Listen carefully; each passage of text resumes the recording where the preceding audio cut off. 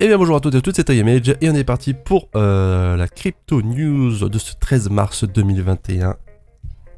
Hop. Et on commence avec la bourse de New York qui émet des NFT pour commémorer la première transaction de 6 actions. Les NFT débarquent officiellement à Wall Street, la plus grande bourse mondiale, la New York Stock Exchange, donc NYSE, je pense que ça se prononce comme ça, vient de créer une collection de NFT sur la plateforme crypto.com NFT pour commémorer les premières transactions de cotation remarquables. Ça va concerner notamment, pour l'instant, les cotations de Spotify, Snowflake, Unity, DoorDash, Roblox et Coupang. Si nous commençons par ces 6, nous savons qu'il y aura beaucoup plus d'autres NFT du New York Stock Exchange à venir, car nous continuons à accueillir de nouvelles entreprises innovantes dans notre communauté. Et je ne serais pas étonné qu'il y aurait l'action Coinbase en NFT qui s'arracherait à prix d'or. La banque HSBC interdit à ses clients l'achat d'actions de MicroStrategy. Surprenant, venant d'une banque qui a eu son petit épisode sur Netflix à propos sur Dirty Money. Je conseille d'ailleurs d'aller voir. Très intéressant. La banque HSBC a confirmé aux clients de sa plateforme de trading en ligne l'interdiction d'acheter des actions MicroStrategy, en cause la part importante de Bitcoin dans la trésorerie de l'entreprise américaine. Une décision qui fait débat dans la cryptosphère.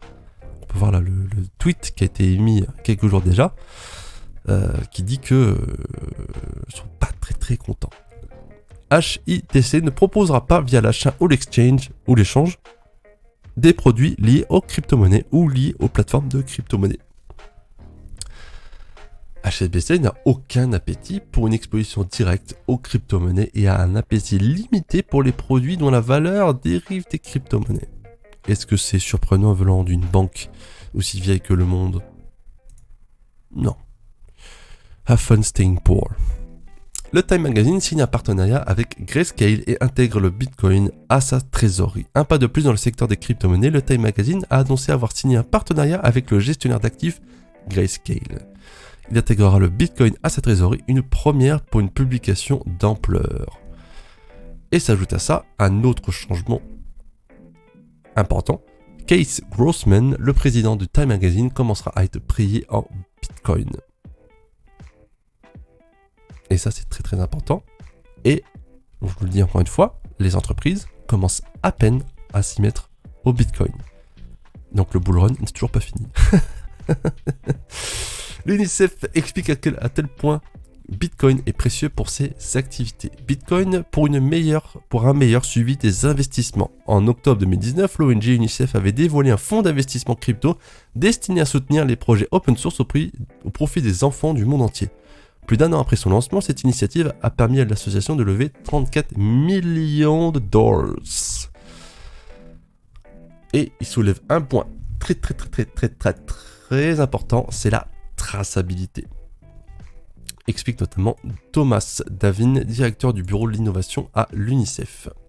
Nous n'avons vu aucune autre évolution technologique avec une croissance aussi forte au cours des dernières années, ou plus de potentiel pour résoudre tous les problèmes imaginables que celles de Bitcoin, d'Ethereum et d'autres applications de la technologie blockchain.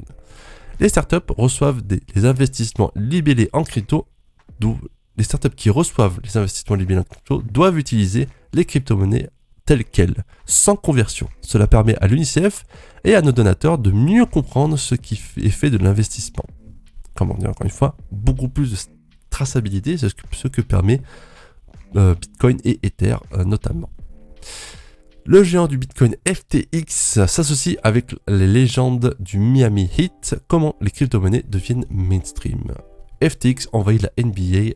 L'équipe des Miami Heat est ravie d'annoncer qu'elle conclut un partenariat à long terme avec FTX. Cet accord s'accompagne d'une récente annonce selon laquelle, à partir de la saison 2021-2022, le domicile des Miami Heat sera connu sous le nom de FTX Arena.